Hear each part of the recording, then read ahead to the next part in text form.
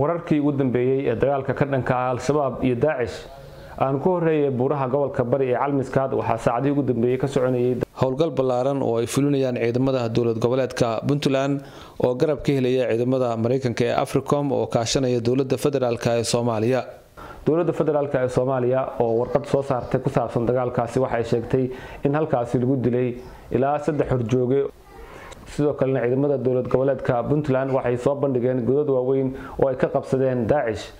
godadkaas oo muujinaya inay ahaayeen fariisimo muhiim ah oo ay ku jireen kooxda daacish. waxa waa carrada maanta laga qabsaday waxa waa talisadoodii difaaciyadoodii iyo jadadkoodii halkaan gaalada carruurtooda xanaano wahaan jiray waxa deganaan jiray cadaan Siiriyaan baa deganaan jiray maxamed Cabdiqaadir Muumin baa deganaan jiray jogta nacam waraday baashi mina u taala cadaan baa deganaan jiray halkaan ma baqo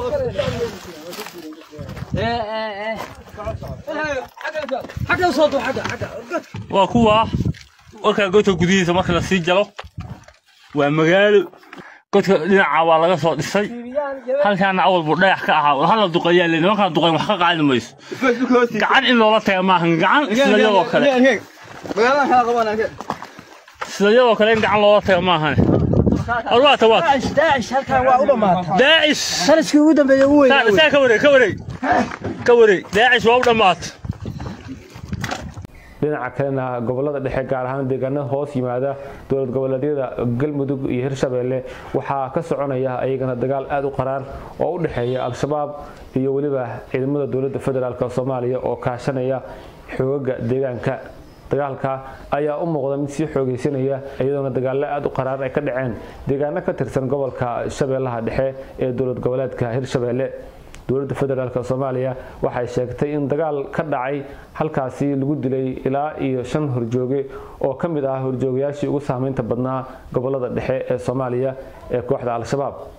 waxa deegaanadaasi laga dareemayaa dhaqdhaqaaq aad u xoogan oo dadka deegaanka ah iyagoo markaasi u diyaar garoobaya in ay dagaal xoog leh ku qaadaan al-shabaab. guud ahaan dagaalka ka dhanka al-shabaab iyo daacish ayaa u muuqda mid aad u sii xoogeysanaya. labadii sano ee ugu dambeeyay dawladda federaalka Soomaaliya waxay ku jirtay dagaal ka dhan ah al-shabaab. dagaalkaasi oo la sheegay in al-shabaab awood ahaan uu aad u weeqay gaar ahaan dhanka dhaqaalaha iyo dhanka militariga intaba. al-shabaab labadii sano ee ugu dambeeyay waxa laga qabsaday deegaano badan oo ka tirsanaa koonfurta iyo bartamaha Soomaaliya.